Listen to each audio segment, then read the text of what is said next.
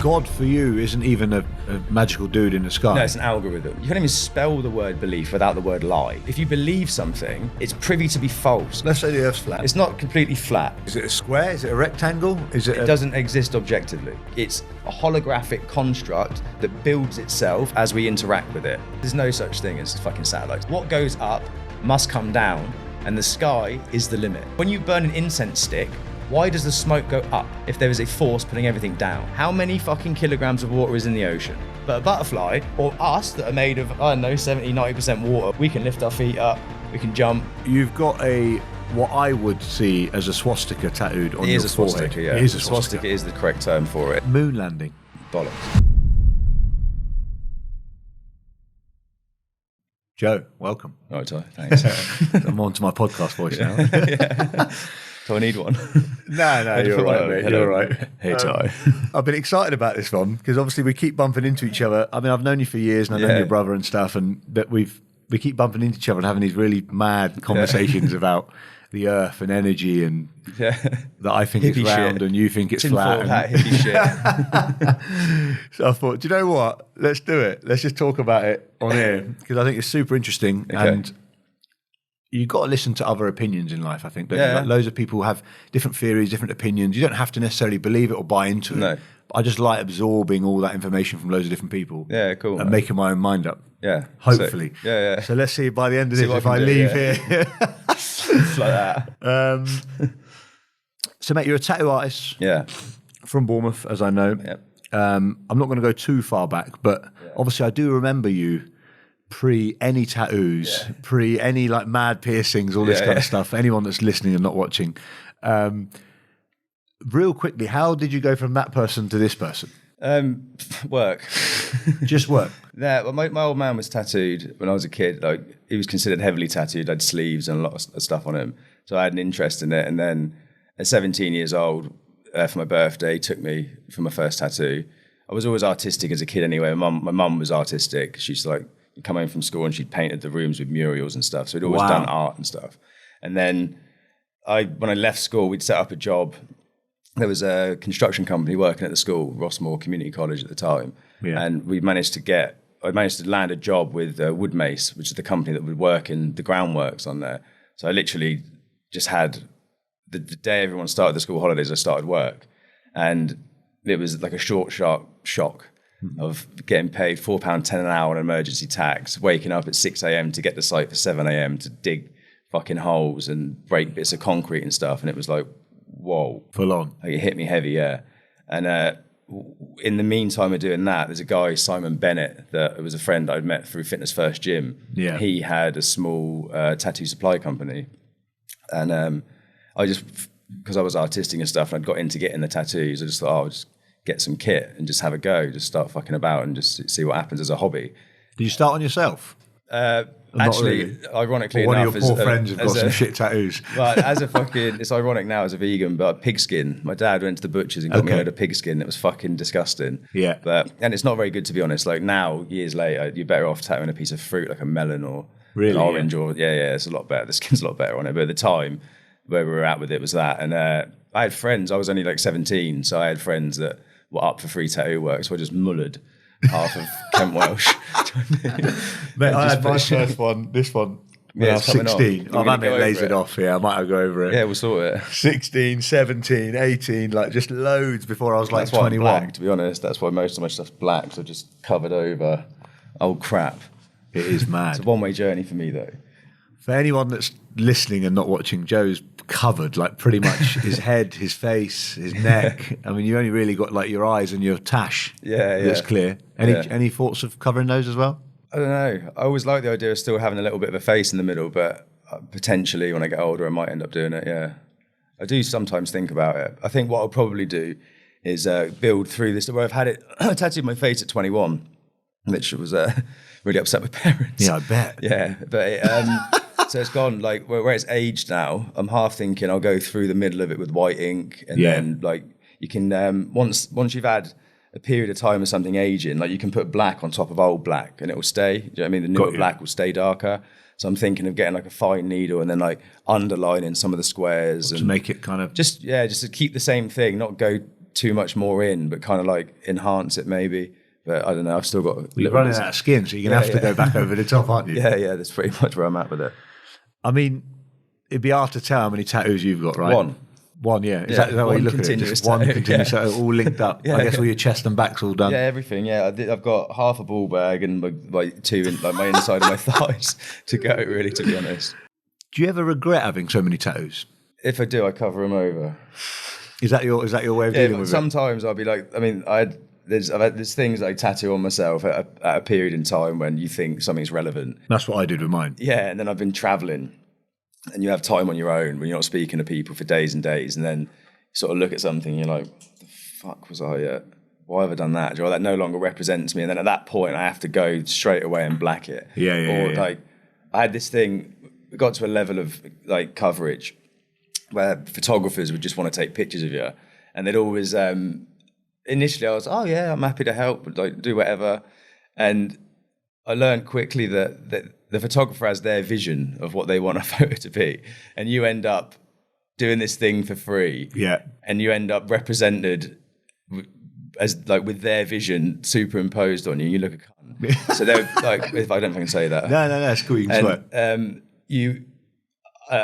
Every time that would happen, if someone like got me to take my top off and fucking have a picture taken, I'd like, right, I need to go now and just change it. Like that version of me now needs to just not be that. Do you know what I mean? And they're using it for their narrative, aren't they? Yeah. It might not be why you've had that tattoo. I ended up at one point with like some fluffy Russian hat on with a string vest holding a shotgun in the forest. I'm like, what the fuck is going on? Do you know what I mean? If you Google my name, it will come up. I might have to look at that.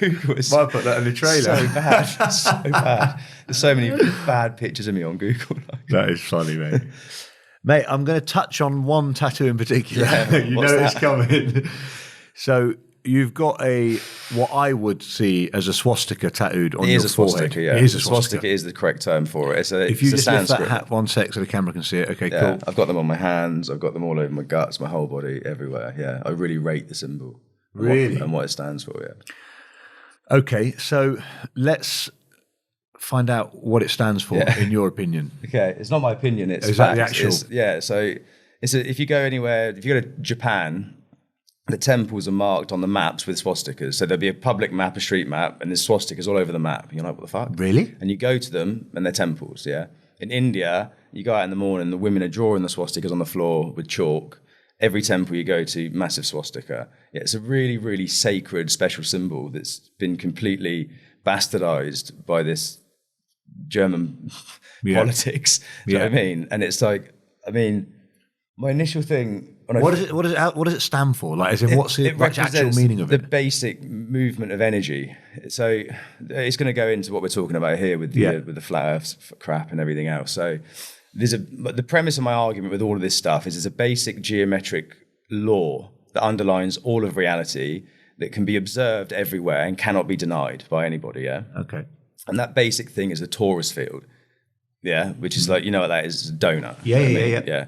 So within that basic geometric, like you can observe that you cut an apple open, Torus Field. You cut the fucking orange open, Torus Field. The shaft of a car, the four wheels. Every number on a digital clock is within the number 8. Do you know what I mean? Your body is your torso. We're talking to each other. The truth is the Toruth. And then, you know what I'm saying? I'm with you. I've seen a TikTok similar to this. So it's a basic geometric form that underlines everything. It cannot be denied. And within that field, there's 3 aspects to it. Yeah, there's the Holy Trinity. You've got masculine, positive, feminine, negative, and then neutral. Yeah. The right turning swastika represents the masculine charge, positive. It's hot, radiant, acidic, outward. Yeah. The left turning swastika represents the feminine charge, which is negativity, which is absorbent, cold, left turning. Yeah. Yeah. Alkaline. Yeah. Makes sense, yeah. So those 2 vortices, opposing vortices, coexist within the toroidal field, within the donut. Because they're innately opposed, they're basically opposites. Yeah. As they coexist, they rub against each other and create friction, which creates the algorithm of God, And God stands for I noticed that on your can hat. stand for a lot of different things. Yeah, like someone said, the great outdoors, which I thought was amazing. So I totally love that. And nature is God. Yeah. But in this sense, it's generation, operation, destruction. Generation, operation, destruction. Yeah. So reality is a sine wave. You know, the Christians say you're born into sin. Yeah. You're born into sine. You're born into the sine wave. Yeah. Everything is a sine wave. So that you know, like the heart monitor picks up the sine wave. Like your iPhone, when it's playing the music, you can see the little sine wave. Everything. You are the sine wave. You're born, you live, you die. Do you know what I mean? The phone is manufactured, used, and then breaks. Like everything in this reality conforms to that basic algorithm. Yeah. So So God for you isn't even a magical dude in the sky. No, it's an algorithm that absolute divinity. God is the algorithm that absolute divinity uses to express creativity and individuality. Yeah. So initially you've got like just divine being, just it doesn't have any form, shape, or fuck all. It just is. Yeah. Yeah. And then that being at some point has a desire to know itself, or it's like it recognizes itself. The only reference point it has is itself. So the only thing it can do rationally, logically, is create what it's not. If you've got no reference point, and the reference point is just number one, the only thing it can do is make the opposite of that. Do you know what I mean? If this is what I am, this is what I'm not. Do you know what I mean? So then once you've got these 2 points, they interact with each other and then create all of this. So that like the Torus field is kind of like the 2 energy patterns turn into positive and negative, and then because they're innately opposed, they rub against each other, which generates the sine wave, which ultimately generates and creates this whole holographic reality that we exist in. So you know the quantum physics thing, they go on about like wave particle duality. Bollocks. It's a waveform. Everything's sonoluminescence, yeah, sound and light. Yep. That's it. The more you zoom into things, it breaks up. It's a holographic experience, and like reflexology shows that. Yeah, so in a hologram, you can cut, like if you have a holographic picture, you cut it in 2. You don't have 2 halves of a picture, you have 2 full pictures. You cut it into 4, you have 4 full pictures. Yeah, every part contains all the information of the whole. And like reflexology, you can like squeeze certain parts of your hand or certain parts of your ear, and that will affect other parts of your body. Like iridology is another science where you can look into the human eye. They've mapped it as an exact science, and you can tell exactly what's up with somebody's body based on the state of their iris. Wow. Because every organ has got a nerve relevant to every other organ. Do you know what I mean? So it's like that hologram, living in this hologram thing's quite interesting. Yeah, just on the t-shirt. Yeah, another day in the hologram. Another day in the hologram. But that's what it is, the human hologram. Like this. So are you trying to say that I'm not really here? Yeah, you're there. Yeah, 100%. But the experience, how it comes about, is holographic. Yeah, so it's like, no, it's not, when people think of the simulation hologram thing, they think like some evil entities created a simulation. Now we're all locked in here like the Matrix. No, like you hear Andrew Tate talking about that a lot, don't you? The Matrix, and they're all trying to get you. Yeah. I mean, the reality ultimately is one. Everything is one divine intelligence pattern experiencing itself subjectively. So like the Ball Earth stuff is a way of getting you to objectify your reality. They give you outer space so you can, in your mind, take yourself out of reality to objectively view it. But ultimately, how it really functions is more like a computer game, or it's holographic. So rather than it being over there and you're observing it objectively, and I'm a little man on a little thing, you're actually in it. Like you can't get far enough outside of the reality to objectively view it, because you are the reality. Like me and you are the same intelligence pattern. Effectively. Yeah, but we are the game. Do you know what I'm saying? Like the eye that you experience and the eye that I experience is the same thing through a different window. You know what I mean? You know, remember those fucking little fiber optic, cheap, shitty lamps you get? These like weird gadget shops. Yeah, the lava ones. Not the lava ones. They're like the little fibers. Yes. Like, so you've got all the little fibers that come out. Yeah. You click the button and it lights up. So you can take one of those little fibers there and that little fiber there, and you can bend them, and that light can observe that light. Do you know what I mean? Mm-hmm. As you go down the wire, they're connected to a little lump of plastic. You pull the plastic out, and there's just one LED. There's one LED. Do you know what I mean? Mm-hmm. So that the lights, when they're at the end, are like me and you talking. The Y is like the conscious mind, the subconscious mind, the hyperconscious mind. When it gets to the bit of plastic, that's like the collective consciousness. Pull that out of the way and you've got the light of God or the divine intelligence or higher self or whatever word you decide is your thing. There's only one and there's many names for it, but it's still the same thing. Do you know what I mean? Like every religion is talking the same story about the one true God, which there is one true God. And you can, wherever you're from in the world, you call it whatever you want, that's fine. But we're talking about the same thing. Do you know what I mean? Yeah. Some of that's blown my mind, to be fair. I'm trying to process it. So ultimately, you got to accept that all of the reality has to be what, like the other can't exist, yeah? Because like what made you? Oh, my parents made me. What made my parents? Well, my parents' parents made my parents. Well, what made my parents' parents? My parents' parents' parents made my parents' parents. Okay, what made people? Oh, God made people. Okay. What made God? Well, God made God. Well, what made God? God made God. What made God? God. So it's this infinite thing. Yeah. So you have to accept then that it's self-generating. Do you know what I'm saying? Yeah. It creates itself. So me and you, the table, the microphone, the floor, are it. Do you know what I'm saying? Mm-hmm. So we are God qualitatively, not quantitatively. So like I'm a piece of it and you're a piece of it. So's the table, so's the floor, so's the dog, so's the cat. So together we are one. Yeah. But as it stands in this expression of whatever the fuck it's doing, we're individual aspects of it. And it's playing itself out for us to understand ourselves. I think the meaning of it all, the purpose of life's got to be entertainment and learning. Do you know what I mean? It entertains itself. It's bored. Initially, the initial divinity is just... If we're particles in a hologram... No particles. Particles don't exist. There's no parts. There's no piece. So like that's my argument for this flat Earth stuff. The quantum physics thing is like they've objectified the reality. So they've given you particles, billiard balls, pieces. Like they tell you an atom is like a neutron with an electron and a fucking proton spinning around it.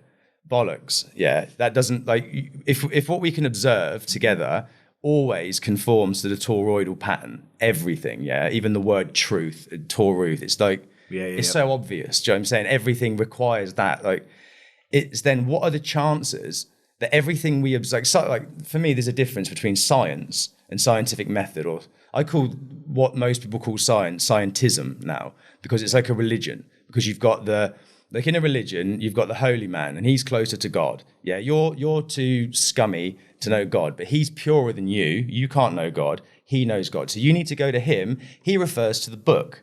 Do you know what I'm saying? And in science now, you're too stupid to know anything. The scientist, he's studied his whole life doing this thing. He's the guy, yeah. And he refers to the book, the science book. So they've created a religion and told you it's not a religion. And in the end, everything that you observe actually contradicts what these people are telling you and actually contradicts scientific method. So scientific method is observing something, doing something repeatedly and observing it, and then seeing what happens. Do you know what I mean? Like if I pick it up and drop it, that does that. That's scientific method. But then when they get into like, so in the quantum field, the quarks and the quasars, and you're like, you can't see that. You've never seen that. You're just assuming it's your theory. You know what I mean? The atom thing does work, yeah? So the proton, electron, neutron totally functions. But when you overlay that with what we actually observe, like the Torus Field thing, the proton, like I said earlier, is the masculine charge, yeah? Radiant, hot, outward, yeah? The hot tap is the proton. Yeah. The electron is the cold tap, alkaline, cold. Do you know what I mean? Everything, like the positive wire in the wall is the proton. The negative wire is the electron. The neutron is the earth. Yeah. So like moving on. So with the Torus Field thing, as the positive and negative, the masculine and feminine coexist, in the center of the donut, they harmonize and create what's called the plane of inertia. Yeah, inertia is stillness. Yeah. Plane of inertia is the planet of Eartha. The planet of Earth is a plane of inertia. The sun's the proton, it's hot, radiant, masculine. The moon's the electron, it's cold, absorbent, feminine, alkaline. You know what I'm saying? Yeah. So then you have to it makes sense to, if you can't have a belief, you can't even spell the word belief without the word lie, yeah? B-E-L-I-E-F, yeah? So if you believe something, it's privy to be false because you don't know it, you just believe it. A belief is like blind faith. yeah, in something that genuinely you don't know. So in my mind, you drop all belief and then you piece the reality together based on what you know as fact for yourself, not because Dave wrote a book and he says this. That's fair enough. You can use the book to inspire you to then recognize something yourself, but you can't base your whole reality on what some other person's written in a book, some other human, the same as you, has written in a book. Do you know what I mean? But do we have any facts about anything? Is anything fact? Hot is hot, cold is cold. Hot feels hot when you put your hand in it. Yeah, yeah, and you know cold that's feels hot. cold. Yeah, this table's here because I can touch it. Yeah. But so are we saying that only I'd go as far can... as that, yeah. Use your sense organs, your own personal, you can go on a real cosmic one where everything's totally just energy and it's totally. It does that on some level. But right here, right now, you're Ty, I'm Joe, yeah? Yeah. That's I could be Joe, I might be Joe. I'm Joe, you're Ty. Yeah. Do you know what I mean? Like, let's just stick with that, yeah? Water does that. Any body of liquid you've ever come into contact with, larger than its surface area, must be contained, always finds its level. Fact. You agree? Yeah. It's a fact. So if I put a drip of water on this table... Yes, in normal terms, like in a bathtub, in a cup, Every term, every ink, oil, any liquid you've ever come into contact with your whole life has always, if it's larger than its surface area, been contained and will always find its level, yeah? If it's smaller than the surface area, it will stay in one... If it's on a flat surface, it will stay in one space bound by its own surface tension, yeah? If it's on a curved surface, it will roll off. Fact. Yes. Yeah. Except if there's gravity. Yeah, but so what they've done to you there is they've got you to disregard your sense organs and what you know to be true in favor of this ideology. Do you know what I'm saying? What are the chances, honestly, that every single body of water, liquid, or any liquid, let's say, conforms to a set group of metrics, always does those things. Yeah. What are the chances that the biggest body of liquid you've ever come into contact with, i.e. the ocean, somehow now operates in complete opposition to those metrics? What are the chances, Ty? Well... And we've been programmed... I only know what I've been taught, right? Exactly. So, and who taught us it? School. And scientists. Who pays for the curriculum? The government. And who pays for the government? So I'm saying there's an elite ruling class of people that run the show, yeah? We agree. Yeah. Yeah. So they educated you and me to disregard our sense organs in favor of what they told us. And we now live in a reality that it's actually laughable. It's actually laughable. I get that the water argument... I get it. Like if I move this cup now, no matter, if we filled this room up, it would have to be contained within this room. Once it's full, it will level. Has to do it, yeah. It always levels, hence the spirit level. Oh, exactly, thank you. Hence the word sea level. Not sea curve, sea sphere, sea level. Horizon is horizontal, isn't it? And horizontal is a sideways plane, isn't it? Normally, yeah. You've heard them talk about the spiritual plane and the earthly plane, and the word planet is plane et. Define the word plane in the dictionary. What's it mean? Flat. I'd imagine. I've not looked at it, but I'd imagine the word flat's in there. Yeah, so you ever gone on holiday in an aeroplane? Yeah. Do you know what I'm saying? Not an aerosphere or an aerocurve. Do you know what I mean? If the guy goes up or down, your ears pop, don't they? But if you've ever been to Australia for 25 hours, sat, totally flat. If you were going across a fucking sphere, you'd be gaining altitude and would have to dip the nose all the time. You'd have to just keep it dipped to fly around it, flying at the speed they go. Do you know what I mean? You'd be like, that fucking hell. I'm just trying to think, because my missus has flown yesterday and I was tracking her on the flight apps if you can. And she's flown from London to West Coast of America. Yeah. And the flight plan doesn't go straight, though. No. If I showed you it now, it's going up, over Iceland, over Greenland, and back down. Do you know what it is? So if you take, the map that we've been given is true. Yeah, you can use longitude and latitude to find points on a map. Yeah, which is like, okay, that works. So the only thing they've done is they've the way of displaying the information has been changed. Yeah, so really, in reality, north is the center of the vortex. Yeah, is the center of the Torus Field, and then south is the circumference. Yeah, so the latitude lines are like rings of a tree. Yeah. And the longitude lines are like spokes on a bicycle. Yeah. And they're the exact same longitude and latitude lines that you see when you see a map on the wall and they go down and across. Yeah. Yeah. That works the same. The UK is on longitude, latitude, whatever number and degree. Yeah.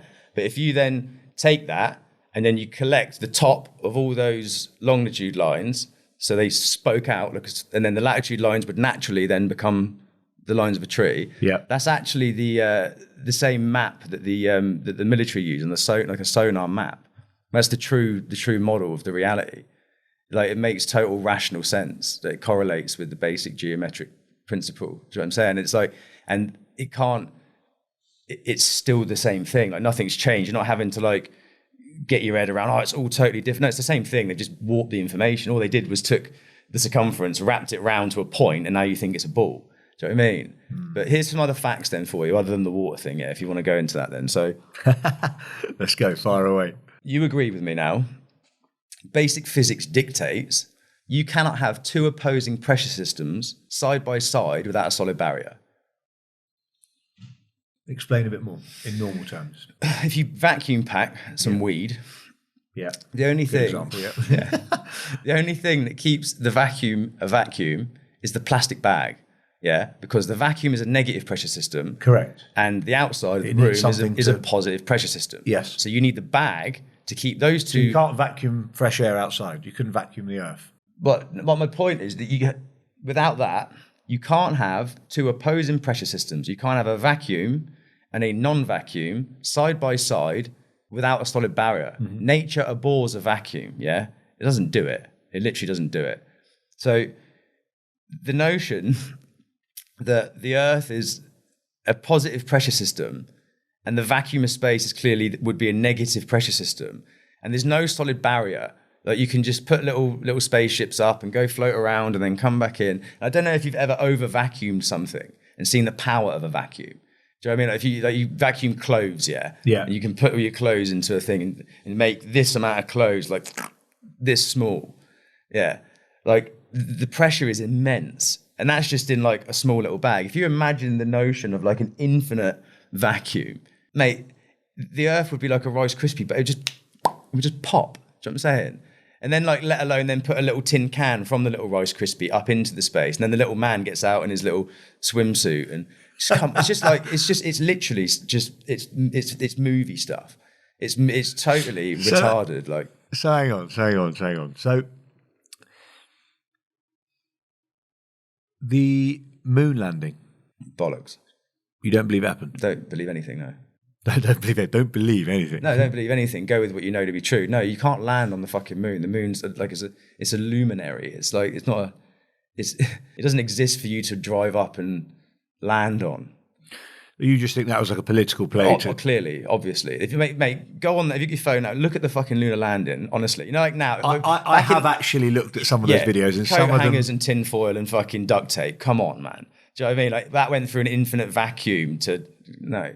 Do you know what I mean? Like, come on. Like, it's literally retarded. And then okay, let's go. As we get the guy, like, we've got Wi-Fi now, yeah, and the signal's fucking dog shit. Yeah, you get a Wi-Fi call and you're like, it says 5G, but you're like, you can't hear nothing.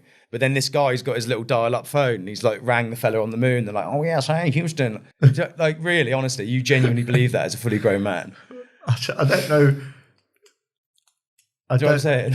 So I don't know. Obviously, yeah. I think I believe it because it's all I've known. Yeah. I've never looked into it deep enough. But then what about like anything going up into space? Yeah, it doesn't go up into space. There's nothing. So for argument's sake, Elon keeps launching his rockets. So where are they going? Into the water, mate. They go like that and they go back down. And it's all like these people, Elon, and I don't want to go too mad on camera. Like, reality. The Earth is a stage. But they go. So let's say the Earth's flat. Yeah. Let's say the Earth's flat. It's not completely flat because you got mountains and you got craters. Yeah. And the ocean does waves. It's not a globe. Then. So it's an electromagnetic bandwidth of information. So everything operates as electromagnetism, as radio frequency. So there's a set bandwidth of information that this experience that we're having now operates on. Yeah. There's a certain like frequency, sound. There's a certain range of information that we can perceive with our senses, and that dictates our reality. You know what I'm saying? Yeah. So let's say I'm drawing here, just focus. It's easier if I'm a visual person. Yeah, cool. Let's say it's. So what are we talking? Is it a square? Is it a rectangle? It doesn't exist objectively. Okay. So you're trying to objectify it by saying, "Oh, what's under it? Where it does? It is you. It's like it's being projected. It's, you know what I mean? Like it's a holographic construct that builds itself as we interact with it. Okay, so it doesn't exist objectively. So the only objective is truth. You're not. You don't think that the Antarctic's an ice wall around the outside? I don't know. Could be a shoreline. Could be. I've never been there. Don't know. And all you go. That's the general theory of the kind of flat Earth theory, isn't it? That it's flat. Yeah. There's an Antarctic ice wall. I look on YouTube. I'm not trying to adopt any set direct theory. I'm trying to build an understanding of reality based on what I know to be true and what I can observe and what seems likely. So my take on it, like if you want to get on a mad one, I think it's likely. It's a divine being of sorts, like an organism. Yeah. Mm-hmm. So heaven, headven, hell is the heel, and then earth and heart are anagrams of each other. So in my head, I've got my head around it, and as the earth is the heart realm, yeah, and the heart chakra is green, and the trees and the grass and everything's green. The throat chakra is blue, and the sky is blue. You've got lymphatic fluid. Your body is made of a bunch of cells, lymphatic fluid and blood, yeah. Cells are selves, yeah, individual cells, yeah. The lymphatic fluid is the ocean, and the oil is the blood. The mycelium's the nervous system. And then the vegetation is the lungs. Do you know what I'm saying? Mm-hmm. And I think it makes I think, yeah, man is the measure of the universe, and the hue man, when you look on the television, you've got hue and saturation. Saturation is the richness of color, and then hue is the tonality of red to ultraviolet, yeah? Mm-hmm. So hue is the light spectrum. Man is manifestation. So the hue man is the manifestation of the light spectrum. And we're electromagnetic, holographic beings, that multi-dimensional beings. When people talk about, the 3D and we're going to the 4D and maybe I can't get my head around all that, because I think it's so, I suppose spatially maybe, but in my head, you're physical, mental, emotional, sexual, intuitive. Do you know what I mean? Mm-hmm. So that's 5 different dimensions just there. Do you know what I'm saying? Mm-hmm. Then you've got like insect realm, animal realm. They're different dimensions, different sizes of experience. How do you explain consciousness? In terms of like, we've all got a brain, we're all these electromagnetic fields or whatever you're talking about. Yeah. Why do you think your way and I think my way? The brain doesn't dictate that though, does it? The brain's just a receiver for the information. Like it doesn't generate the reality. It receives what the reality is. Do you know what I mean? Like people think that our brains are the be all and end all of everything, but we're multi-dimensional. So you're as much emotional as you are mental. You're as much sexual as you are. Do you know what I mean? There's different. You've got different energy centers in the body, haven't you? You've got like the 7 sort of major energy centers. Yeah. There's like red, orange, yellow, green, blue, purple, ultraviolet. Yeah, and each of those things are relevant to a different dimension of your reality. You feel something in your gut.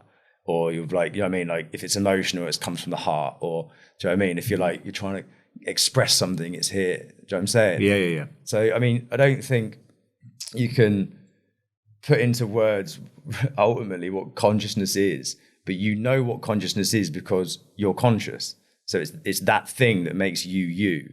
Do you know what I mean? Beyond your fucking body or your car. It's when you're sat in silence with no external stimuli, that's consciousness. Being. What about when you die? Yeah, what about when you die? Yeah. That is the ultimate that we're here to do. That's the most exciting thing that happens to us in life is death.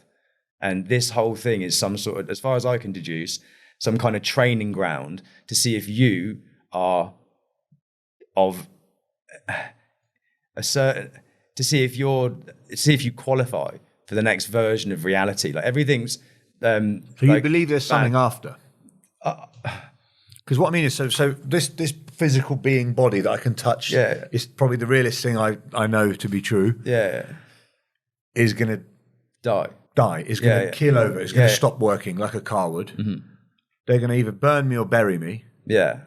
What happens to my conscious? That's the question, isn't it? That's what we're all. What happens to the energy? Yeah, exactly. It has to do something, doesn't it? That's what I'm saying. And then that's the most exciting thing. So if you can get rid of all belief and start to build a picture of what this thing is more likely to be based on your own experience and your own understanding and observation of it, you've got a better chance then of understanding yourself. You know what I'm saying? If everything is one, if it's all one energy pattern, and you misinterpret what's outside of you or perceivably outside of you, ultimately you're misinterpreting yourself. Do you know what I'm saying? So you live in like a disparity. So we don't know what's going to be next, but we've got a better chance of fucking working it out if we can at least try and work out what's now. Do you know what I mean? Yeah. But we've been told that they've done that. Oh yeah, no, humans have been there, they've done that, we've seen all the land.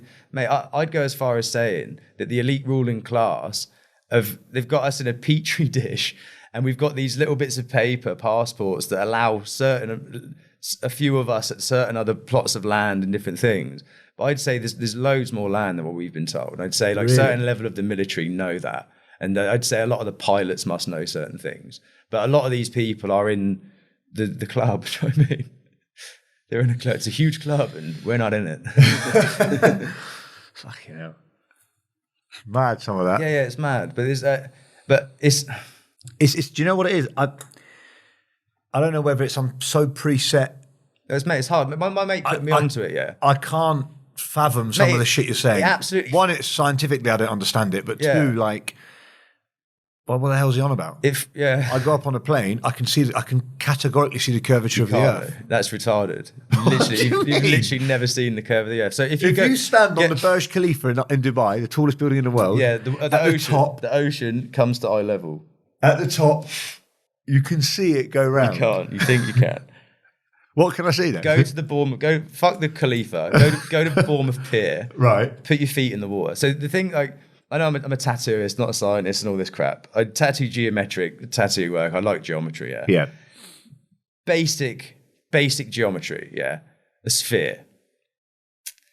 So imagine the Earth now as a ping pong ball. Yeah. Get rid of all the lumps and bumps and water. It's a ping pong ball. Yeah. The ocean, the top of the ocean would be the top of the ping pong ball. We agree. Yeah. Yeah. So go and bury your ankles into the ping pong ball. So the top of the ping pong ball is now in your ankles. Yeah. So go stand in the ocean. Yeah. It's a giant ping pong ball. Yeah. No, say it's 5 times bigger than what they've told you the Earth already is. People go, oh, yeah, it's really big. That's why. Then it goes down.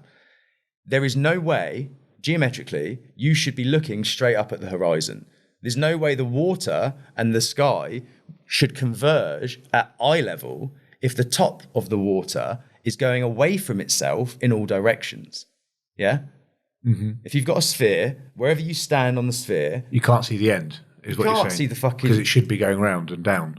Yeah. Your eyes are fucking higher than it. So there's no way that you can be looking at a horizon at eye level where your feet... My eyes are 5 foot nothing, 5'5", whatever I am, fucking higher than the top of the sphere, yeah? Yeah. But I'm looking up straight and it converges at eye level. But are you not seeing... Say I'm stood here and I'm looking out like that, or sorry, I'm probably more looking... You've done it there. I'm probably more looking that way. You're not though. Well, exactly. You've just done it. That's exactly. Fuck's sake, he's got me, guys.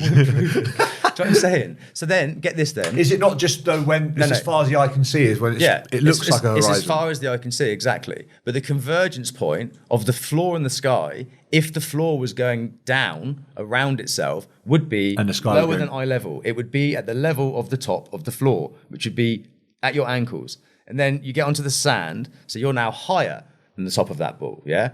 It's still at eye level.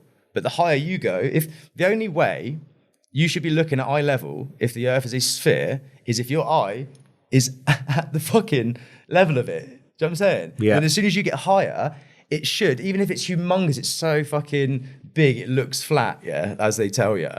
It should be there. Even if it looked flat, it should be slightly down from eye level. And the higher you get, the lower it would get, and it would round itself. Do you know what I'm saying? Yeah. You get what I'm saying? So I kind of understand what you're saying. yeah, it's basic what you're geometry. saying. It's just common sense. So then you go on the fucking promenade, which is now even higher than the sand, higher than the top of the ball. It's still at eye level. You go up the fucking zigzag into the penthouse of the Hilton. It's still at eye level. You can go up the building in Dubai. Yeah. I guarantee you it's still at eye level, mate. Like I've been on an aeroplane. Well, technically, it's. Yeah, I see what you're saying. It's at So eye I'm level. looking at it. The higher directly, you go, the more of it you see. So it converges wherever you are. The sky and the floor converge wherever your eyes are. So let me try something else. So is the moon and sun round? They look to be round, but round doesn't mean spherical, does it? A coin is round, isn't it? So they look to be round. When you look up, yeah, are they spherical? I don't know. I don't know any more than you do. Is a coin spherical? But if you look through a telescope at the moon, yeah, I actually bought a. you can you can almost see that it's not a flat surface. It's doing this. Maybe it does. Yeah, I don't know. If you zoom in, I actually bought a Canon P900 when I was trying to get my head around all this stuff, and it was one of the main things. I was in Nepal. I bought the thing in India, and then we went up a fucking big mountain in Nepal to a temple, and the moon was out. It's the middle of the daytime. And this camera, the P900 at the time, I zoomed in, you can see the craters, it was fucking crisp. Do you know what I mean? You can see this thing real close.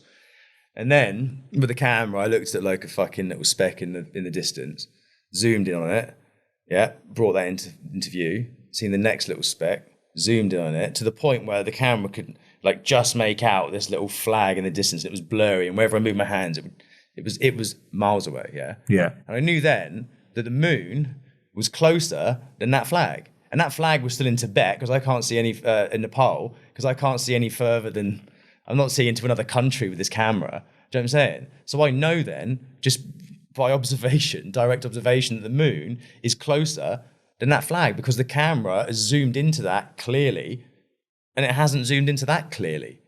Do you know what I mean? It's just obvious. It's not that far away. You can see it's not that far away. Mate, the corpuscular rays of the sun when they're behind a cloud, like they come from a center point that you follow the corpuscular rays, you can see that it's just there. Like, I've seen pictures where the sun is below clouds and stuff. Do you know what I mean?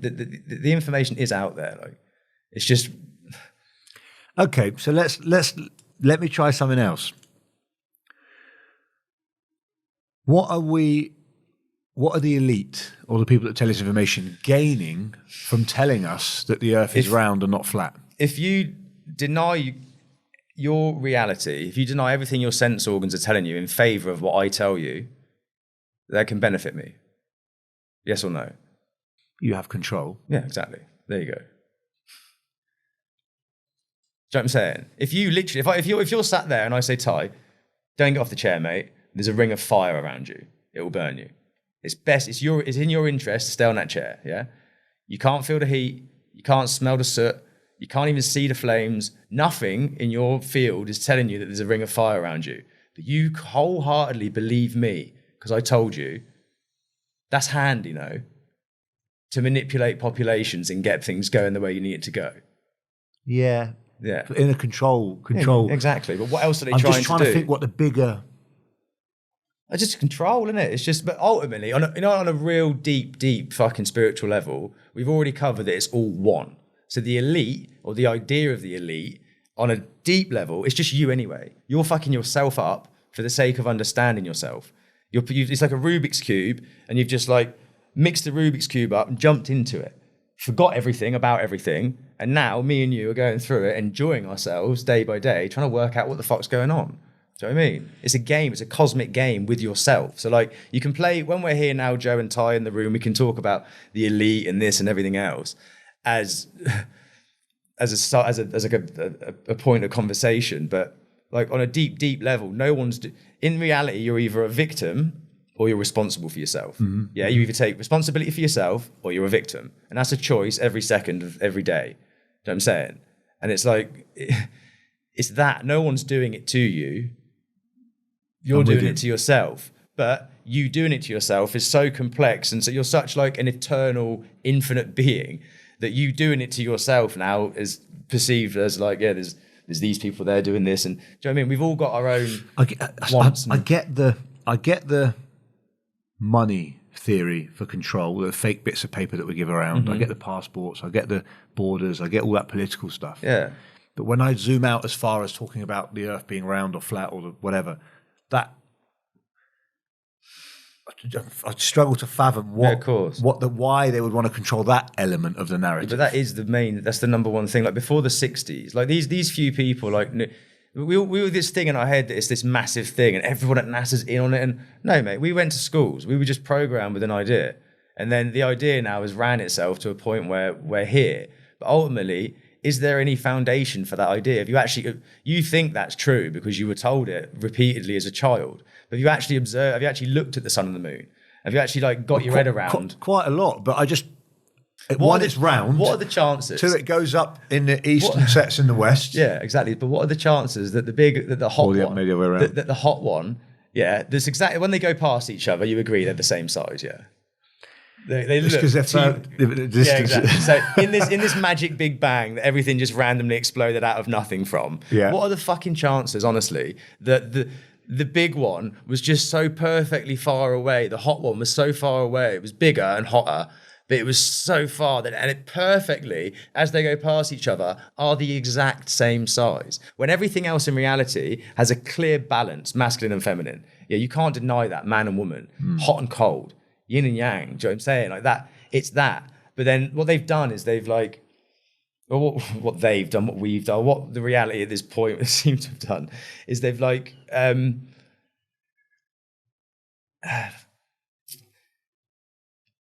they've blagged you that the positive aspect, the male aspect of it is 400 times bigger and 400 times more powerful than the feminine aspect. And that's just this little rock that just reflects the glory of the sun's light. Do you know what I'm saying? Mm-hmm. So the feminine aspect is now this it's just a reflector of the masculine light. You know what I'm saying? It's not reality's balanced. It doesn't work if you've got more voltage through the positive, the negative. It doesn't function like that. It's balanced. And it's if you go out into the moonlight, the moonlight is colder than the shade of the moonlight. Yeah, the moon gives off a cold light. You can measure it with a fucking thermometer. It is not the reflection of the sun's light.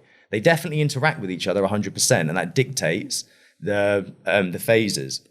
But the sunlight is hotter than the shade of the sunlight. So the sun gives off a hot radiance. The moon gives off cold absorbance.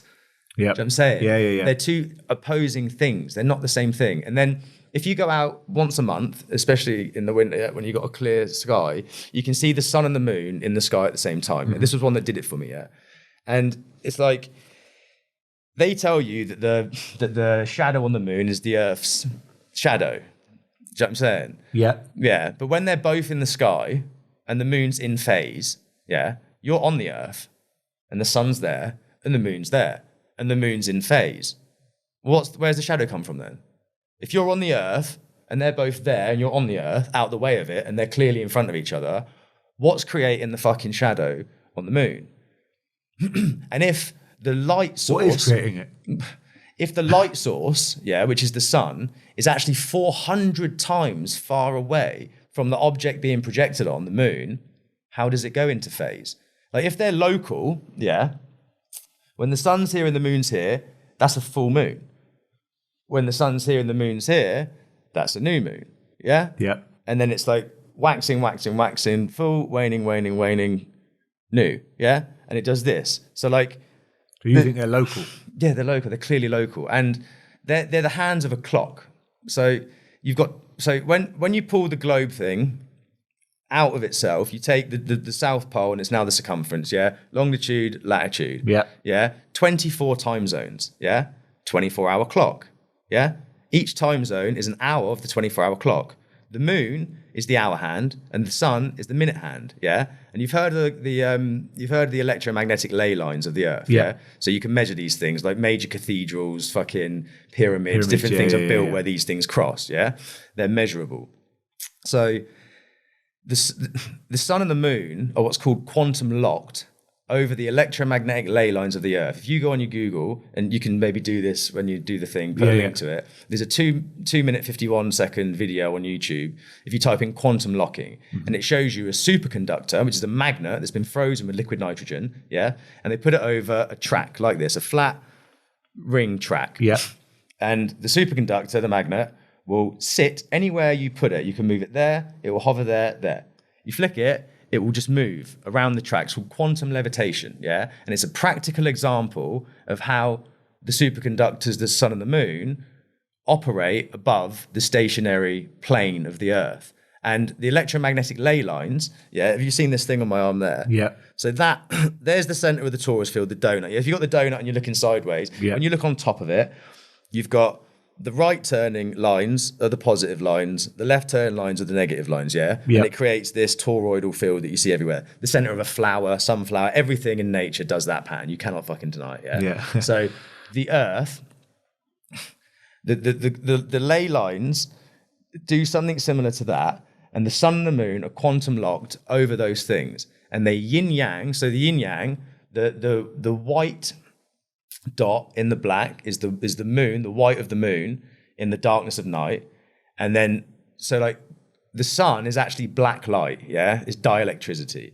That's why you get tanned in it, And then Krishna in Hinduism or Christ is the sun, and it's black light. So the black dot in the white space is the sun in the daytime, So those two things are like, they literally yin-yang, in and up, out and down, in and up, out and down. It's a clock, like it's a giant cosmic clock, And as they do that, they pull the oceans and the waters all move with it and stuff, And then there was I'll watch that video after. It's really good. It's a basic. It doesn't. They're not arguing that it's the sun and the moon. It's just quantum levitation. But once you've seen that, that's a practical example of how that phenomenon that we see could operate. There is no practical example of you getting a case. So here's another few things then. Liquid operates a certain way.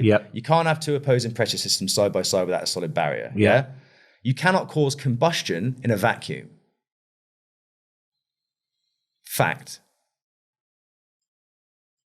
Okay. You know that, don't you? So if you get a Perspex box, get a Perspex box, set up a lighter flint, an electric lighter flint, make it totally airtight, vacuum it. Will you get spark? No. Obviously not. No. But the belief is that there's a combusting ball of fucking gas in the middle of a great big vacuum, and you're on a circular, a spherical rock covered on the outside with liquid that's spinning. When you go to the park, are you got a child or? No, I've been to the park. Go on the roundabout, spin the roundabout really fast. What happens? Well, you fly off it. Centrifugal force, So with centrifugal force, it throws things outward from the center, doesn't it? That's another fact, isn't it? So we've got, you can't have a two opposing pressure systems side by side without the solid barrier. You've got the undeniable metrics of water and liquid. Can't cause combustion in a vacuum. Centrifugal force. They're facts, mate. You can't deny those things. Why do you feel, this might not be one for you, but why do you not feel like you're moving when you're inside something? So what I mean is if I'm in a plane traveling at 500-600 miles an hour and I throw a ball up in the air, it lands back in my hand, why is it not then shooting away? Two different pressure systems. But you've got the solid barrier of the train or the vehicle that's moving. You've got one pressure system inside. And then you've got the other pressure system outside that's moving. It's contained, But we don't have that here, do we? Because they're telling you that they go up in spaceships and put satellites up. Here's one for you. So GPS, back in the 50s when it first came out, stood for ground positioning system, not global. And they changed the words of that. And you know that it doesn't operate and there's no real satellites. If you get a lull with cove, you don't get signal, do you? Anytime you're in a dip, you don't get signal in Bournemouth Centre. That's what I'm saying. Exactly. Because there's too many buildings. Because you only get signal when you're in line of a tower. With a tower, you can send a signal. So what you're saying is it's not going up and down, it's just going goes along. Across, They don't do that. There's no such thing as fucking satellites. They've got weather balloons, and they've had weather balloons for years, the humongous big helium things that take... You have certain... You could call them satellites, but they're attached to a weather balloon. What goes up must come down, and the sky is the limit. These sayings are fact. You don't just like go up, up, up, up, and then at some point just go, and then just start floating around. Do you know what I mean? Like, you know, you said to me of a scene out of Willy Wonka's Chocolate Factory. Dumb. It's just so dumb. And you said to me earlier, yeah, but gravity though. Yeah, I was going to ask you gravity. So gravity is gravity, yeah? And the grave is in the ground, yeah? But gravity is the necessary thing you need because your mind knows all those things that I've told you. Your heart knows those facts that I've told you, you know are true, yeah? So you need the magic gravity to keep you stuck to the outside of a ball and to keep the liquid stuck to the outside of a ball that you know shouldn't be happening. But what actually, give me a pen. Like, why does that do that without gravity? Well, I was going to say the same thing to you. Like, if I drop my phone or that pen, it doesn't hit the ceiling. No, it hits the ground. Well, I've always been taught because of gravity. Well, what about it's denser than air? It's denser than air, isn't it? It's heavier than air. It is. What happens if you get a tennis ball and you hold it above a pool, yeah? Like that, and you drop the tennis ball, yeah? Gravity, in my eyes, is a state, not a force, yeah? So something is in a state of gravity or gravity if I'm holding it in a, like, if it's denser than its surrounding medium, it's in a state of gravity. Mm-hmm. If it's less dense than its surrounding medium, it's in a state of levity, yeah? So once the apple falls from the tree, yeah, gravity hits the water, now it's in a state of levity. There is no force pulling it down. It's now not as dense as the water. So why do you need gravity? Like when you burn an incense stick, why does the smoke go up if there is a force pulling everything down? If a kilogram of water, a litre of water weighs a kilogram, yeah? Mm-hmm. How many fucking kilograms of water is in the ocean? A lot, yeah? Then spin it so it gets even fucking heavier, yeah? That's a fucking serious fucking force. But a butterfly, or us that are made of, I don't know, 70, 90% water, whatever it is, we can lift our feet up, we can jump, we can do whatever. But the liquid, the heavy, dense fucking liquid that's being spun to make it even heavier is being held down by this gravity magic. But the incense smoke goes up and I can walk and a butterfly can fly and just come on, man. Do you know what I mean? Like, come on. Oh. Do you know what I'm saying? It's just pish. It's just pish. It's utter shit. Like, we've had an educational system over the last 100 years that's just fucked our heads up. And no one has got the sense to just go, oh, maybe it's not true. Maybe there's another explanation for how things work. Do you know what I mean? Maybe there's another explanation that actually correlates with what we observe and know to be true for ourselves. Not some higher power, some scientist or some priest. Does it matter, though, what we believe? Well, yeah, because I said to you earlier on, if it's all one thing and then you misinterpret your reality, you're living in a state of psychosis. Do you know what I mean? It doesn't matter if you believe you're a fucking chicken and you start going out there, buck, buck, buck, and trying to like headbutt people. It matters, doesn't it? You're now in a state of psychosis. Ty's lost the fucking plot. Do you know what I mean? Someone sort him out. Do you know what I mean? But if everybody starts doing it, it's normal now. And if I'm not pecking people, I'm a nutcase. Yeah. Do you know what I'm saying? Yeah, no, I've heard kind of stuff similar to that. I can't remember who it was. Mm. Someone said something about if I go out and run on my own in the middle of the night, I'm a nutter. But if everyone runs with me, it becomes a marathon. Yeah, that's it. Yeah, I saw your thing actually. Your walk looked really good. Yeah, that was good fun, mate. I'm just trying to get my head around after this shit. Yeah, sorry. But you see what I'm saying? It's not. What about? Okay, I was going to ask you something because I remember you sent me that video about the sun being local. Yeah. And it being in between the clouds and how does that happen and that sort of shit. You've got countries.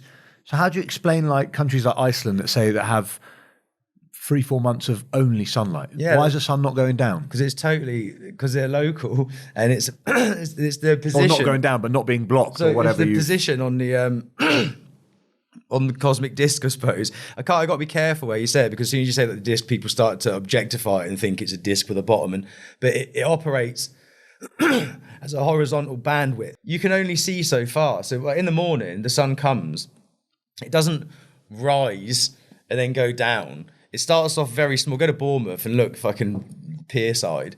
And it gets small, gets larger, and then gets smaller. Because they're moving around and they get so far. That's why it doesn't you don't have like a shadow of nighttime just sweep the earth. It just like you gets actually dust. see on a plane's video when you're flying. You know, it shows you day and night. And Yeah, because like they've got a line going over. Yeah, they've got to do the little 3D things to get your head into it, haven't they? But you think about it rationally. If the light source was being beamed from miles away, and the only thing that was like dictating nighttime was you turning away from the light, it wouldn't operate like that. Do you know what I'm saying? It wouldn't get any smaller. It's always the same size. It's always fixed where it is. We're always the same distance away from it. I'm just turning away from it. But it gets smaller, it clearly gets smaller, and it gets colder as it gets further away from you. You know what I mean? And then you still got, the sun will be out of sight and you'll still have light. Do you know what I mean?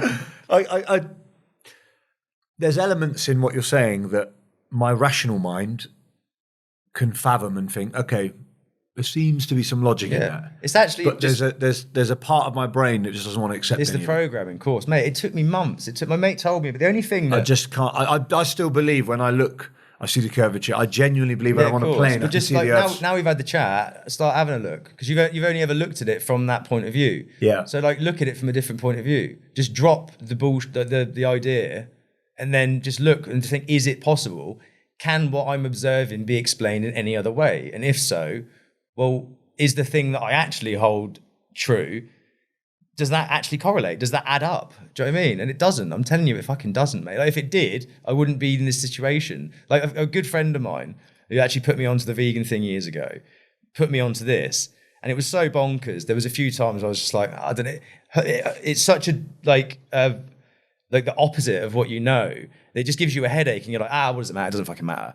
And then I'd chat to him again, and he'd be like, no, like, keep having a look. He never tried to tell me anything direct. Yeah. But he just, keep looking into it, because I'm telling you. And because I had a load of respect from him, the vegan thing changed my life in a really positive way. And I really appreciated the information. And that was something at the time, again, like instead of gravity, it was protein, and there was all the same arguments. So when you talk to when you're dealing with a program in people, you always get the same responses. Yeah, so like it doesn't matter who you ask about certain subjects, they give you the same responses, the same programmed responses. They're not their own thoughts. They're not their own intuition. It's like they've just been told, oh yeah, that does that because of that. You know, but where are you? So I'm getting my information, let's say, from science books, from school, from papers, from YouTube videos, you're not whatever. You're not even reading science books, though, are you? You're just No, told I'm being told that someone's read it. But where are you getting your information from? Just my eyeballs, my nose, my ears. So everything you say is only based. You're not like watching a YouTube video that some other tinfoil person's put together. Years ago, it fucked my head right up, because there's a lot of information and misinformation on there. So you end up... You get in a rabbit hole. Mate, you end up scrambled with just this utter bullshit. That's why I brought it back to just like, water does that. Okay, that's what water does. Unless you can show me an example of it not doing that, that's what it does. So has there not been an experiment on YouTube that shows them creating an artificial force that holds water against the spin? You know they can't do that, bro. If it worked the way they're saying it worked, we wouldn't have a flat table here, would we? We'd have a dome, and the dome you'd have like a lump of rock, like a bit of precious stone that was carved into a certain size, and every sphere... And what you're saying is you could put that on the side of it and it would stay because of gravity. Obviously, and it would be a cool thing. We'd all fucking have them, because everything... Like a magnetic... Yeah, everything would have a set gravitational pull based on its size and density, like they say is true. So you would be able to replicate that here now. You'd be able to get a box, create combustion, vacuum the box out, the perspex box, the room, create combustion in the center, and then fling a fucking rock in there. When it comes past, squirt some water around it. You'd be able to replicate what they're saying. You cannot replicate it because it goes against everything that is true. It's not true. It does not happen. The idea that the floor under your feet is wrapped around itself and it's spinning at 1,000 fucking miles an hour, when you're like, you sat on a quiet day in the park, just still. Do you know what I mean? It's just not doing it, mate. It's just bollocks. It's just like utter bollocks. Do you know what I'm saying?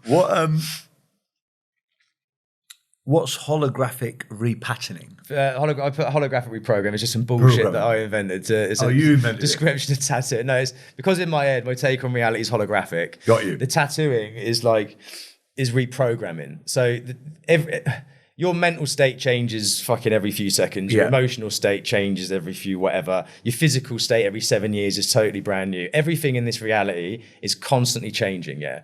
That's why, like, fucking when people talking about climate change and shit, like, the whole reality's changing, and you've attached yourself to one bit of it that's changing and got the hump about it. So do you believe in climate change? No. Well, do you think it's a political agenda? Yeah, it changes, but I don't think it's doing any natural change? Everything changes constantly. That's what reality does. Do you know what I mean? But the tattooing doesn't change. So you don't think it's changing because of us? Because me driving a Range Rover is changing the temperature? No, bollocks.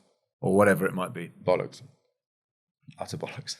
It naturally just changes. It just changes, doesn't it? It goes hot, it goes cold, it goes fucking... It just does what it does. Reality just is what it is. I think it's arrogant to actually think that we have the capacity to fucking affect this on that level. It's arrogant. We're a speck. Nature will fuck you up. Do you know what I mean?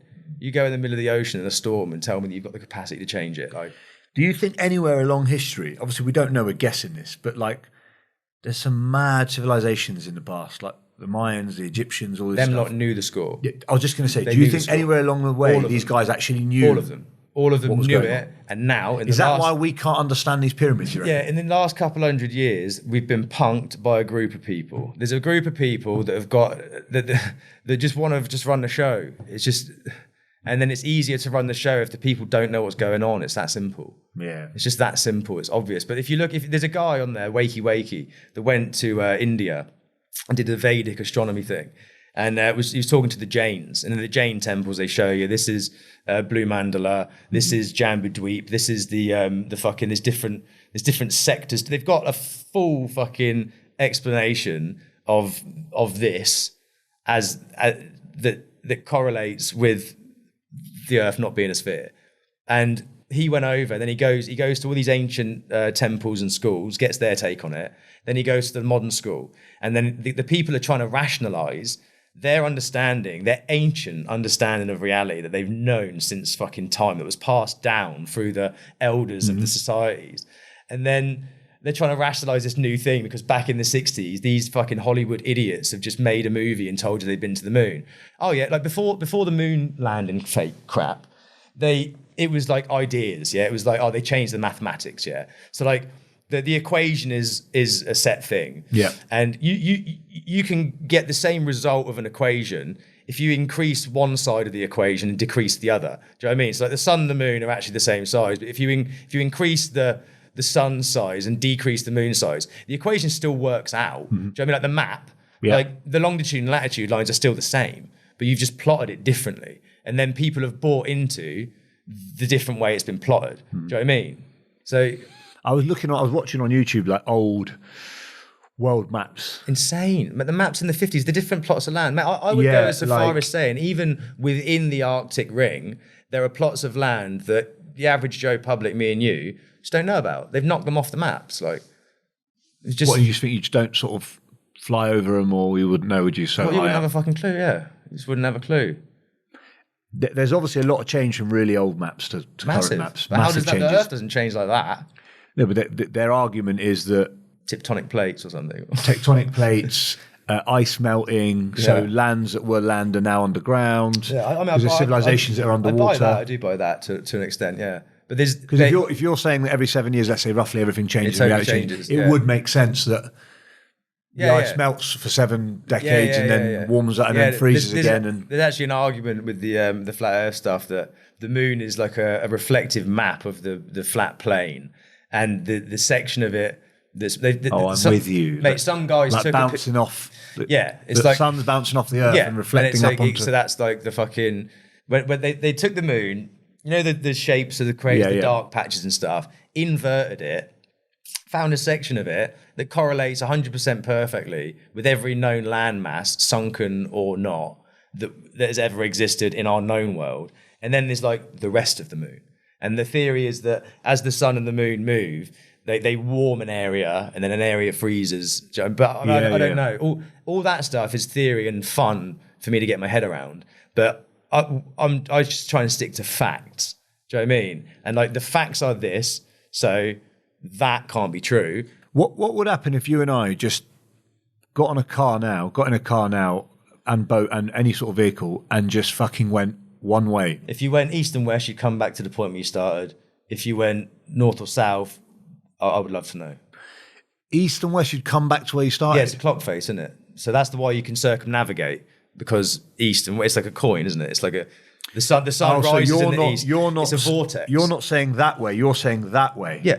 So no one's ever circumnavigated north to south. And if someone claims they have, they're royalty or they're part of the oligarch that have just put the story out there. What, north to south? Yeah, all the way around? No one's ever done that. Yeah, so I've actually watched YouTube videos about this online, about no one's flown over the Antarctic, no one's been over it, no one's fully gone round that part of it. Mate, some of these old maps, there's the centre...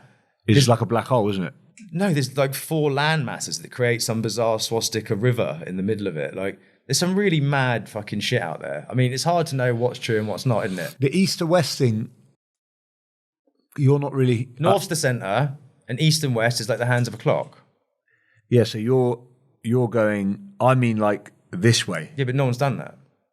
I would love to do that. Let's go. Let's get a boat. Let's do it. What, you don't reckon? No one's done that. If I take off from England and fly directly west... You'll come back. I'll come back to England. Yeah, obviously. Would that not mean that... No, because the north... It's a globe. No, obviously not. No, it's a clock face. The north's the centre and south's the circumference. I'm with you. So you're taking off here and going round. That's what we do. That's why you circumnavigate. I don't know if I'm having that. That's what it is. That's what it is.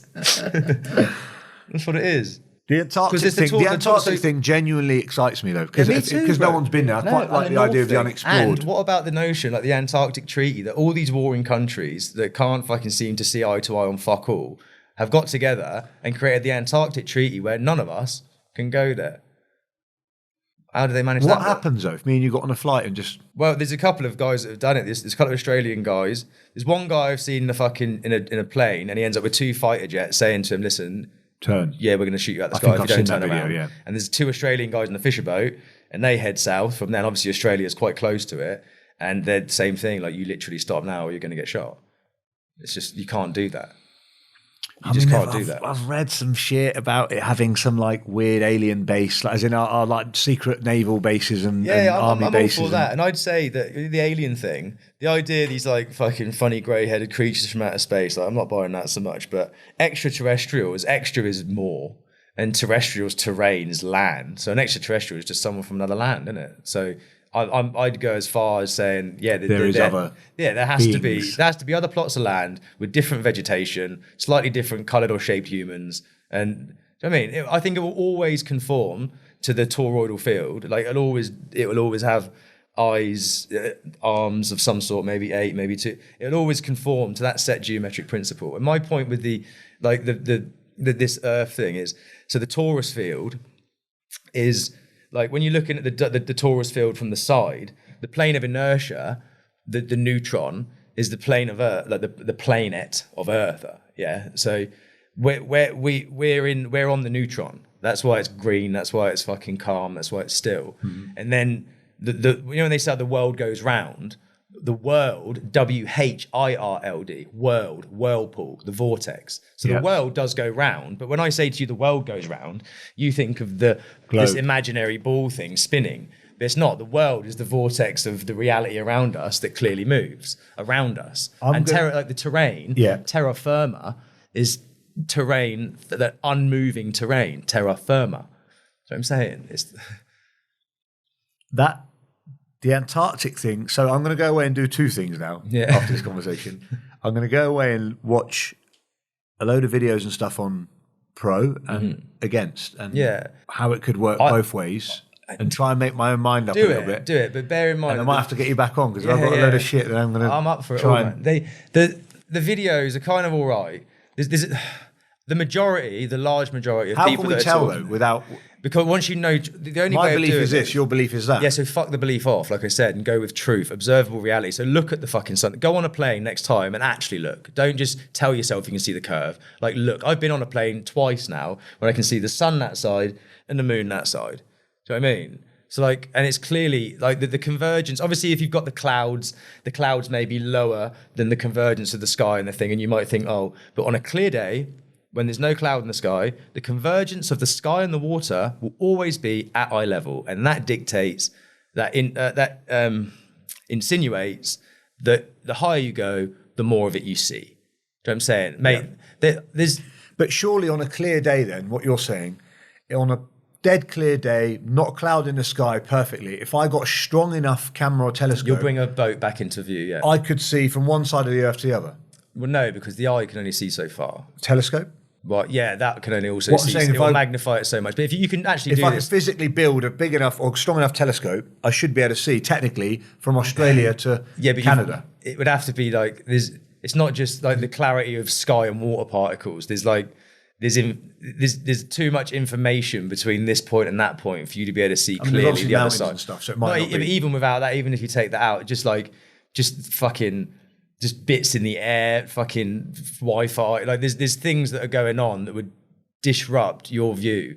But if you go down Bournemouth and get a decent camera on a very clear day and you wait until a boat goes over the horizon, zoom in on it, it will come back because you just... Really? Yeah. There's loads of videos, hundreds of videos. There's videos of them putting a rocket up without the GoPro shit, but with an actual flat lensed camera. Mate, the convergence of the sky and the fucking water goes all the way up. I've seen one where the rocket shoots up with his camera on it and it's going... And the sky, the ground's obviously just spinning under it and just getting further and further away. And then the rocket goes... Doesn't bounce, doesn't hit anything. It just goes and just stops. Just totally just stops in the sky. What the fuck is that? And then, do you know the furthest they've ever dug down is 8 kilometers, under 8 kilometers, 8 miles. I think it's 8 kilometers or 8 miles, yeah? The deepest they've ever dug, ever. And at 8 miles down, what happens is it gets too hot and the earth beneath, they've got these diamond drill bits, humongous diamond drill bits. And it hits a point where it turns into a diamond hard rock slurry, liquid. It turns into a liquid slurry that just chews the diamond blade up. So you can't go any further down than that. You reach the outer extremity of this bandwidth of information. You know what I'm saying? Because I got a bit of meteorite, My friend of mine sold me a bit of meteorite years ago, and that done my nut. I'm like, well, if there's no things flying around in space, like how the fuck have I got this meteorite? You can take the meteorite to a stone person and they'll tell you like, yeah, that's a meteorite. That's not anything earthly. That's a meteorite. How do you explain that? Well, this is going to sound totally out there. You might have to cut it. I don't know, but like my take on it is because it's a holographic thing. The stars are the projector beams for the hologram, and light only travels in straight lines.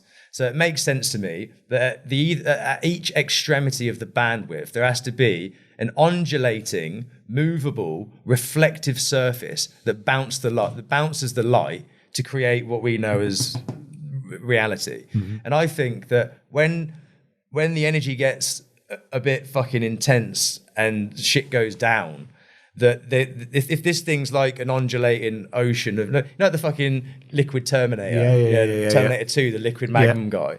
If it's like a bit of that doing what it's doing, and the sun, the beams somehow project the light down, and the bottom's moving, the top's moving, and it bounces the light frequency to create whatever's here. If a piece of that rips off, because another thing that doesn't add up is that, like, in fact, acidity is heat and alkalinity is cold.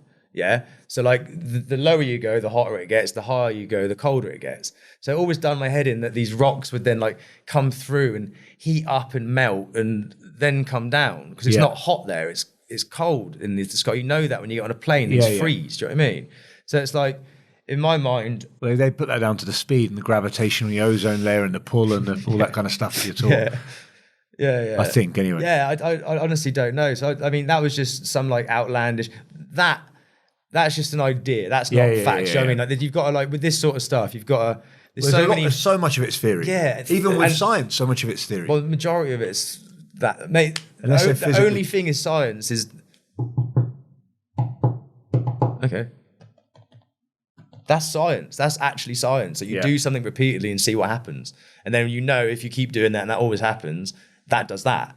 Do you know what I mean? So it's like once you build enough of that for yourself in your own reality. What about, like, just before we finish, if we're holograms, why do we need to eat and shit? Because that's holographic too, isn't it? It's fun, isn't it? It's all part of the fucking experience. You know what I mean though? Like if we were just made out of... Yeah, but it's a machine, isn't it? Every machine requires, like, you got to put fuel in it, it operates, burns the fuel, and then it excretes waste. That's every cell in your body does that, everything does that. It's the generation, operation, destruction. Do you know what I mean? You eat it, use it, and then shit it. That's just what it does. We're a machine. We're a bioorganic holographic machine. Mate, I don't know if I'm any clearer on the subject or not. My head's going to explode. But It's been great talking to you. Yeah, pleasure, man. I'm going to go away and do a little bit of research. Yeah. And I might call you back to have I hope we got enough information. I think we bounced around quite a bit. No, mate. It's good. It's good. It's exactly, it's similar to what we spoke about. The only thing we didn't cover is, so your meaning or the meaning of the swastika. Okay, yeah. So we started there and we've gone everywhere. So it's a geometric shape. The one that I wear is just, it represents the masculine aspect, positive charge. I'm male and... What obviously, societally, we don't see that symbol as that. No. As when I see it, I see of a horrendous happening in history. Yeah, but that's only relevant in the West. Like if you go to Thailand, no one cares. If you go to India or Japan, like no one sees that. That's literally just like the West, America, Australia. As you live in the West, do you never feel like insensitive walking around with that on your head? No. In terms of like people that might have been directly affected by it. Well, no, because it's not. It isn't. But it isn't that. Do you know what I mean? Like, I'm not going to not do something. You can't hate the letter A because Adolf Hitler's name began with it. It's a symbol, and the truth. This is actually a symbol that represents the ultimate truth. Like that Torus Field that I'm talking about is the ultimate truth. That's everything. If you can meditate on that, that'll help you get your head around things. And the symbol represents that. So you can't tell me something that's good, innately good, should be bastardized by the ill behavior of some man. Like someone said to me, like, oh yeah, but I wouldn't, Adolf's a good name, but I wouldn't call my kid Adolf. I'm like, I guarantee you now that are rapists, pedophiles and murderers in prison, they've got the same names as some of the people you love the most. Do you know what I'm saying? So you can't bastardize a symbol, especially something that is so sacred, still in the majority of the world, just because we were fed a narrative that, mate, I wasn't even alive then. I was just told in school how much of a cunt this guy was. I don't like politics. I'm not into that. But I have been to India. I have been to Japan. I've been to Thailand. I'm into that stuff. Like my direct experience has led me to gain an understanding of a symbol that to me it represents God. Yeah. And why should I not express something that represents something so much to me? Do you know what I mean? Mm-hmm. And initially, I'll be completely honest, when I first did it, when I was younger, and that was the first one I had done, that's the left turning feminine one on my hand. And I liked, once I found out that it wasn't innately a racist thing, and it wasn't a heavy, I was like, it baffled me, it blew my mind. And I was like, what?